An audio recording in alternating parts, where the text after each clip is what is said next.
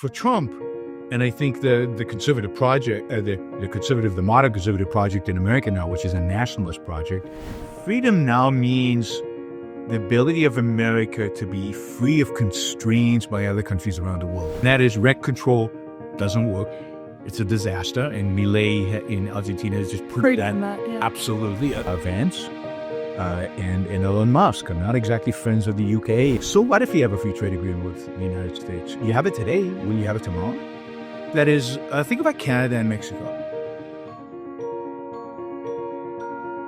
Hello and welcome to this IEA briefing. My name is Reem Ibrahim and I'm the Communications Manager and Linda Whetstone Scholar here at the Institute of Economic Affairs. Today I am absolutely delighted to be joined by Yaron Brook. Yaron is the chairman of the Ayn Rand Institute and is the host of the Yaron Brook Show. Yaron, thank you so much for coming in today. Oh, it's a real pleasure. Thanks for having me. Thank you. I wanted to start off by talking a little bit about the situation over in the United States of America. So you've obviously had the election and we've got President Trump. I think conversations about free trade and the reasons why it effectively means that we alleviate poverty, we're able to see comparative advantage, and it means that people are able to basically have access to so many different products. And Trump is calling the day that they implement the tariffs, is it Freedom Day he's calling it? It's very much so not freedom. It's very much upside down. Yes. I mean, look, trade is one of the two basic economic activities that there are. Production and trade. It's all about production and trade. And it's the basis for the division of labor. We have a theory that explains how countries should trade with one another. Although, really, if we think about it, countries don't trade. Individuals trade. I buy stuff that some Chinese guy made, and I'm trading with him. And I might choose not to trade with him. I might choose to trade with the Brit instead. But it really is individuals trading. And the state has no business, not from a political perspective, not from a rights perspective, and certainly not from an economic perspective, to butt in, that is, to intervene in that trade and to say, no, I don't like you trading with so-called foreigners. I only want you to trade with local Americans. It makes no economic sense. And of course, it's a clear violation of my right to be able to choose who I want to associate with, who I want to trade with, who I want to engage with. So Trump is not only, I believe, ignorant of economics, and it's clear that he has really no understanding of the benefits of trade and the virtue of trade, but he's also ignorant of the basic foundational ideas of America, and that is the idea of individual liberty and individual freedom. And as a consequence, feels quite at home, as most politicians, I guess, do, in trying to tell us how to live our lives. It's really interesting, I think, especially when they're using terms like freedom, although in practicality it is the complete opposite of that. Could you explain a bit about that misnomer? Why is it that there is this conversation about freedom, the kind of populist perspective of freedom, when in reality, your individual right to trade with some guy in China who's making great, cheap clothes, he's restricting that, the government are restricting that, and it means that ultimately Americans are going to feel poorer. Why are they still calling it freedom? Yeah, freedom's an interesting word, right? So you can go into front of pretty much any audience and ask them, are you for freedom? And they say yes. And you go to a communist national convention, and I'm sure they will argue that communism is pro-freedom. We know better, but they would argue that. And a lot of it has to do with how we define the word and our perspective on that word. Trump has a nationalist definition of freedom, and it's a collectivist definition of freedom. I think for most of us who believe in free market, our definition of freedom is freedom of the individual, freedom of the individual to pursue his values based on his ideas, based on his reason in pursuit of his happiness as an individual. And a free country is a country that leaves individuals free. For Trump, and I think the conservative project, the modern conservative project in America now, which is a nationalist project, whether it's national conservatism or Christian conservatism, freedom now means the ability of America to be free of constraints by other countries around the world. That is, for America to be free of commitments, free of subsidizing other countries, as Trump likes to think of trade deficits, So the idea is America will be free when it doesn't have to trade with anybody. If we produce everything in ourselves. I mean, think about what that means for an individual. If we apply that concept of freedom to the individual, that you're only free if you grow your own food. You're only free if you build your own television. You're only free if you actually design and build your own iPhone. It basically makes you poor. And it makes you poor as an individual, and it will make you poor as a country. It's an unbelievable tragedy that the country first established in the world on the right principle of freedom, that is, a country dedicated to the inalienable rights of the individual, is now descending into kind of European nationalism. Not Europeans. But Europeans for a lot. It's a good idea. Yeah, good ideas. That's a good point. But, basically into kind of a nationalistic perspective of freedom. I like that.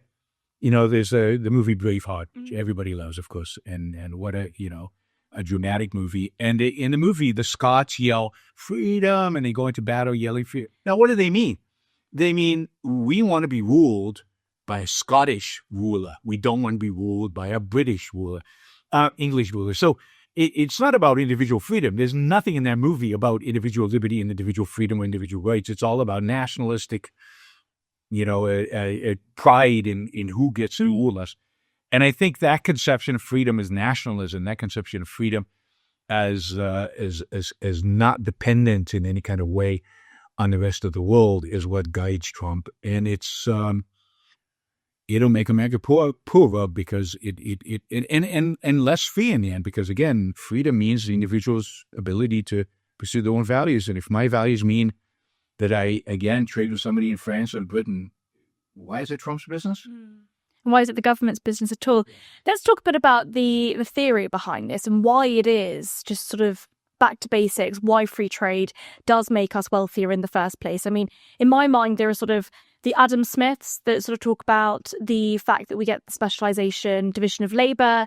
People are able to do things and also make things, and not that I have to produce everything they consume. I mean, it's impossible for one person to produce everything that they consume. And then I think that with David Ricardo and talking about the fact that there is comparative advantage. You don't have to have an absolute advantage. You can have a comparative one, and that means that you're able to trade freely with one another and you're able to have that advantage in the first instance. And then, of course, sort of the first principles basis around this, that actually individuals having the moral right to trade with one another. Can you talk a little bit about the sort of practical implications of those theories? Yeah, I mean, all of that is true. Adam Smith is right. Ricardo was right. And behind all of it is this idea of individual rights. And even behind it in terms of trade, trade is something that has existed in human history really going back 100,000 years, since the beginning of mankind. I mean, they find that even among the African tribes, before we ever left Africa as a species, tribes were trading with one another. The reality is that people specialize, tribes specialize, and then there's a huge value in trading. It raises the standard of living. Now, why does it raise the standard of living? Because the most fundamental concept in economics is the idea that trade, if it's voluntary, is win-win. That is, suddenly when you trade, both parties are better off. In a sense, you created something that didn't exist there before. Whether it's monetary wealth, material wealth, or whether it's spiritual well-being, you created something that didn't exist before. So the whole basis of wealth creation is you produce, but there's no point in producing if you can't trade the surplus that you're not using. And through that ability to trade, it's where the wealth is manifest in the lives of human beings. So, this is the most fundamental and beginning concept in economics, and we understand it. I like to say there's only two ideas in economics that pretty much every economist agrees on. From the right to the left to the center, everybody, and that is rent control doesn't work. It's a disaster, and Milei in Argentina has just proved that yeah. Absolutely, as if you need more proof, right, to be proved over and over and over again. And everybody agrees. And the second one is that free trade benefits everybody. It's win-win. Everybody is richer because of free trade. So when we trade with Europe, Europe is richer and America is richer. There's no subsidy. There's no exploitation. Again, unless a gun is being pulled, unless there's actually violence engaged. And if we stop thinking about it as countries trading with one another. This is one of my goals, is to get people to stop thinking of countries trading. Individuals trade. And we get that individuals benefit from trading within their country. And now I get to trade with 8 billion people, right? So if I expand the number of people I can trade with, I expand the number of win-win relationships I can create, I expand my well-being as a human being. So, free trade benefits everybody involved, and the attacks of free trade are a call to kind of a barbaric era. I think it's so interesting, and you've really explained that quite beautifully, I think, because ultimately when you're able to make those win-win relationships established, but actually not having that government interfering and trying to restrict that. One thing that I've been particularly disappointed with, especially seeing it on the right, is that this argument is entirely being lost. I mean, Trump is one example of that, but even thinking about it in the UK context, we have things like subsidies on steel. And when Trump imposed the tariffs on Canadian steel, obviously Canada being one of the largest exporters to the US, I was really interested by the fact that steel unions in the UK were up in arms saying that we should impose retroactive or sort of reactionary tariffs on the US. It's sort of like, well, hold on, we don't really give the US much steel at all. So why is it that they want to restrict those? They want to restrict the exportation of that? And I think that the reason is because they were worried about competition with an increased supply of steel across the world. So if Canada then have an increased supply of steel and they're able to sell it to the European, they absolutely should. And we could really, really win from that. But the political interests of the steel unions in the UK are trying to oppose that. That's the thing. The individual industries have a strong incentive to lobby, to get subsidies and to get favors and to get goodies from the government. And all of us who suffer as a consequence of that don't have an interest in lobbying, right? So the politics of it works so that focused special interest groups, pressure groups, actually get their agenda passed. And the rest of us, the majority really, suffer the consequences because the price of goods goes up, or taxes go up, or the government is not spending on stuff that they should be spending on, like security or safety. But this all has to go, back to the purpose of government. And, if we don't have a good conception of what government is for, then we can justify the things that we do and don't do. And this is the big problem of conservatism, in my view. Conservatism has no real conception of what the role of government is. Conservatism has basically granted the left that, yes, the government should somehow maximize social well-being, whatever the hell that means, the common good. Nobody can define it. And it's granted them a welfare state. It's granted them a state intervention in the economy. Now we're just arguing about the details. And all the left and the right do, in America, in the UK, all over the world, is quibble about the details. But nobody takes a principled stand. And the principled stand should be that the role of government is to protect individual rights, protect our freedom, going back to the concept of freedom, to protect our freedom to pursue our own values using our own mind without authority and coercion and force. And other than that, leave us alone. That is, a proper government has a military to protect us from outside threats, a police force to protect us from frauds and criminals locally, and a judiciary to help arbitrate disputes. And pretty much that's it. But imagine running for office saying that, right? So, I'm basically arguing for dismantling the welfare state, doing away with all the subsidies, all the regulations, all the controls. What would politicians do? It'll be a boring job. But that's the ideal we should strive for. And the unwillingness of our politicians, any of our politicians, to really argue for that leaves the door open for pressure groups to say, well, if you're helping those guys, why don't you help us? And if you're helping us, help us more. And look at what the Canadians are doing. America, none of that should be relevant. I said when Brexit happened, I said, Brexit could be a great thing if they do the right thing. They probably won't. And it'll be a disaster. And it's been a disaster because you didn't do the right thing. The right thing was, here's an opportunity to get rid of all the European regulations. Wasn't done. Here's an opportunity to become a free trade island. And you don't need, everybody's worried about trade deal. You don't need a trade deal.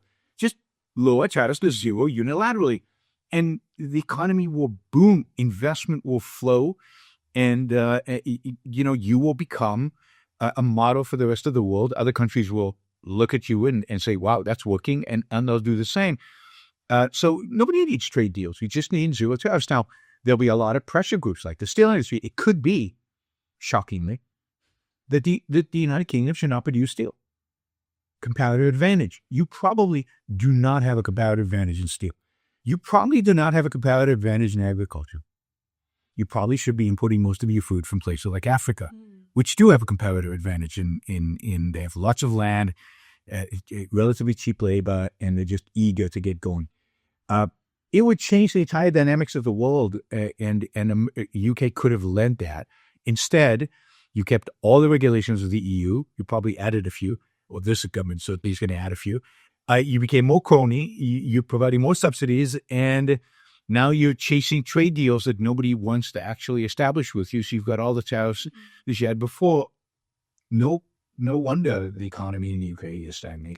You're absolutely right. It's so interesting, actually. Since we left the European Union, we seem to actually copy some of the legislation. So there are a couple of examples. The Digital Markets Competitions Bill, which basically gives a quango huge amounts of power to regulate the digital space. And it was almost an exact replica of legislation that was passing through the European Union. Let's talk a bit about those free trade agreements. I mean, obviously, as you know, unilateral free trade is what we should be pursuing, but politically that isn't what seems to be the case. And it does seem as though Trump has been open to the idea of a free trade agreement with the UK, and the UK have been open to a free trade agreement with the US. The question is, what type of free trade agreement? I mean, obviously, they could say free trade in sort of working arrangements, or free trade in what is allowed, what they recognise as qualifications, but not free trade in agriculture or in food. One of the biggest sort of misnomers that seems to be a problem in the UK when talking about the US is we don't want that chlorinated chicken. We don't want that cheap, horrible food over in the US being imported here. And one of my responses to a professor that pulled me up, professor of social change, might I add, on Twitter was, why do you want, cheap American food to be imported here? And I said, it's a bit weird for a professor of social change to be supportive of higher food prices. What do you make of this? Do you think a form of a free trade agreement is possible? I mean, if taste was the standard for free trade agreements on agriculture, then you should open up your market to Spain, to Italy, where the food is really good. And I agree, the food in America is not particularly good, but come on, this is the UK. I mean, it's not like your food is the standard for the rest of the world. Your agriculture is mediocre at best, and there are places around the world that produce much better food. But I don't know what this trade agreement is going to look like. The pressure groups, the special interests, are fighting over it like crazy right now, and I'm sure there are elements within the Trump administration that are very anti-UK. Vance and Elon Musk are not exactly friends of the UK, and they'd be critical, not necessarily of food, but of free speech and the rule of law and other issues. So I think it's going to be tough to get a comprehensive free trade. Now, it could be that because Trump said he would do something, that you'll get something that'll be very narrow and very limited and not that valuable. Again, nothing is compared to lowering tariffs to zero unilaterally.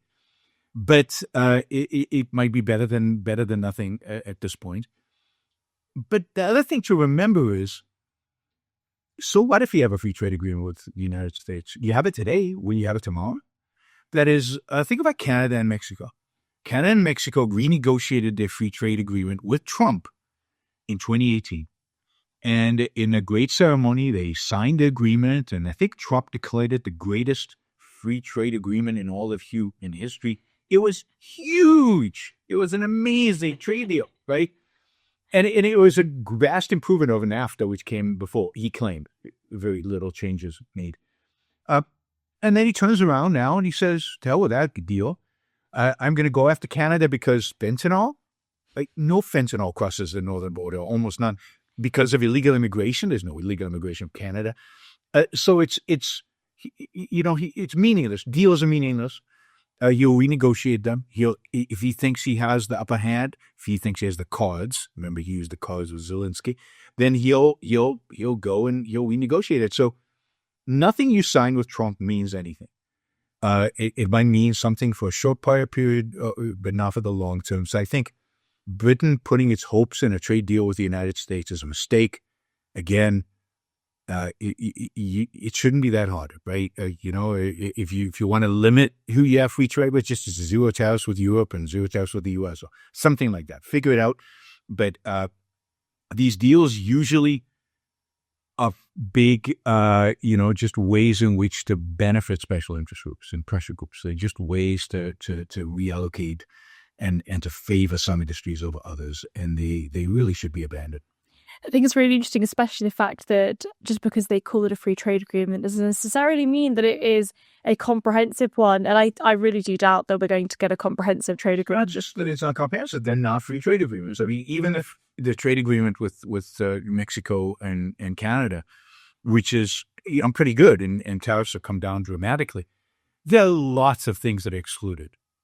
Lots of things, whether it's dairy or whether there's other goods. And again, it all depends on the power of particular industries to influence the negotiations and twist the arms of politicians and how much they contribute to whom. So basically, these deals are a gift to the pressure groups.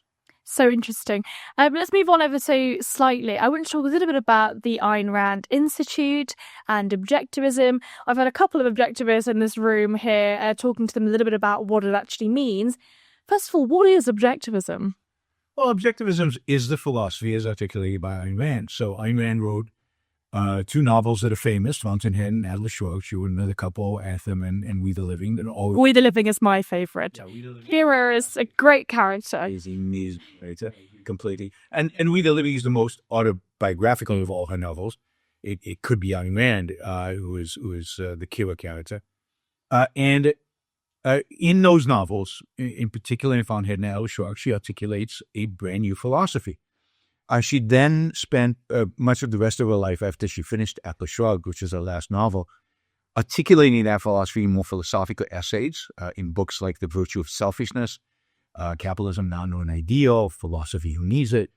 So that is objectivism. It's what she wrote, what she articulated as a philosophy. It is, I think, new. I think it's radical. It's pro-individual liberty and pro-individual freedom, but grounded in a morality of individualism, which I think is unusual because everybody tries to somehow ground individual freedom in some kind of morality of collectivism. So yeah, it's radical, new, and I think exciting. And I think everybody should read Atlas Shrugged. I mean, you might hate it, you might be indifferent to it, but everybody should read it to be at least exposed to these ideas and have them challenge your beliefs. What do you think of the movie series of Atlas Shrugged, the 3 parts? Terrible, awful. I wish every copy of it somehow accidentally put it back. I thought it was good. I thought the production value declined significantly over the production movie. Quality was bad in the first one, and it was unbelievably worse in the second and third. So I thought when I first was okay, can't get worse than this. And then it did. It did get worse. And it was the production quality, the acting was mediocre, and then the script was just not very good. In every aspect, it was not a good movie series. I'm hoping one day somebody will create something worthy of the book. Yeah, I think it's interesting, especially with the who is John Galt question. And I sort of continuously ask that, but because all the characters changed between the 3 movies, who is John Galt? I had no idea. It was a little bit confusing. One thing that I think is really attractive about objectivism as a philosophy is that it is so comprehensive. I mean, it's not just a theory of the state, but it's also a theory of a good life, a theory of your values. And that's something I'm really interested in. Could you talk a little bit about what the view is of what the Randian view of the state is, but then also what that looks like as a conception of what the good life is? What are your values? Yeah, so I think it's important to start with the values and start with what a good life is, because I think that the conception of the state is just as what makes it possible when we get together in groups to live that life. What kind of agreement do we have? What kind of fundamental rights at the end of the day do we have in order to make that good life possible? For Rand, life, your life is its own purpose. That is the meaning. Everybody's searching for meaning these days. It's right here. And meaning is living. It's to live the best life that you can. Make the most of your life right here on earth. And how do we do that? Well, we're a particular animal. We should study what makes it possible for this particular animal, human beings, to be successful. We're not monkeys. We're not giraffes. We have a particular way of dealing with the world and dealing with reality that leads to success. And that way is to use our mind. That way is through reason and being rational. So as Aristotle said, man is a rational being. And therefore, if you want to achieve success, at living, live a flourishing life, live a happy life, then use your mind. Think. And there's a sense in which you could boil down all of Ayn Rand's morality to one word. Think. Whenever you get into trouble, it's almost never because you go, oh, yeah, I thought about that too much. It's almost always, right, because, oh, I should have given it more thought before I did this, right? I followed my emotions too quickly. So thinking is what leads to a good life. And you should be geared towards a good life. So conventional morality teaches us we should sacrifice.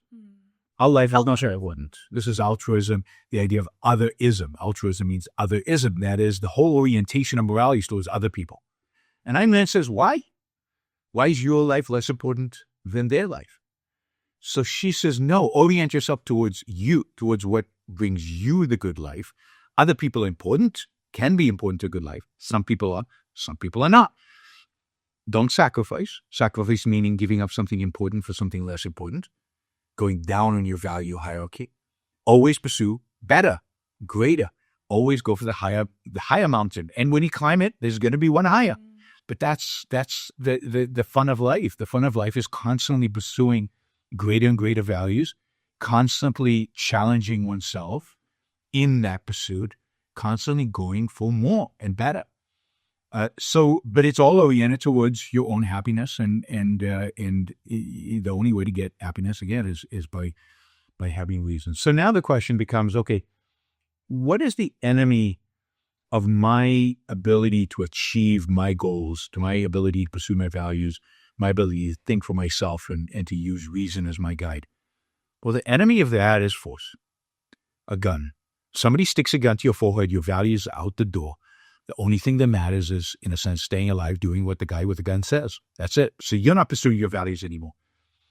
So what we want to make sure is to exclude from social interaction, force, coercion, authority that can impose its will on you, so that your will is what guides your life. And that's what the concept of individual rights really is there to do. The concept of individual rights is basically a concept that secures, it's the idea that politically we should secure your freedom to pursue your interests, to pursue your life, to pursue your values. So it's a bridging concept between a morality of self-interest and a politics of liberty. And you can't have a world without it. It's one of the great tragedies is that so many people have given up on the concept of individual rights, and that the left have distorted it, have reinterpreted it. Rights are liberties, rights are freedoms. They mean to leave people alone, protect them from force and coercion, and that's it. And then the question is, what kind of government secures rights? Well, a government, as I said earlier, the government that secures our liberty is a government that basically has a police and a military and a judiciary and has a clear definition of property rights and protects those property rights. And that's it. Doesn't regulate, doesn't control, doesn't tax, doesn't limit our ability to trade. It just leaves us free while protecting us from the bad guys. So fascinating. I think we could talk for a lot longer about this, but that's all we have time for now. Yaron, where can our viewers learn more about yourself and your own work? So first, I would go to AynRand.org. That is the website of the Ayn Rand Institute. You can learn a lot about Ayn Rand there, but more importantly, even than that, go read Ayn Rand, Atlas Shrugged, The Fountainhead, Virtue of Selfishness, Capitalism. And then if you're interested in my work, the best place is Yaron Brook Show, one word, .com. And you can find me on YouTube, on Twitter. Yeah, the rest doesn't matter. But YouTube and Twitter, I don't get Facebook. So YouTube and Twitter, and of course I've got my own website. Excellent, Yaron. Thank you so much for joining me today. And thank you to all of you for watching and listening. If you're also interested in learning more about the IEA's work, check out our Substack on insider.iea.org.uk.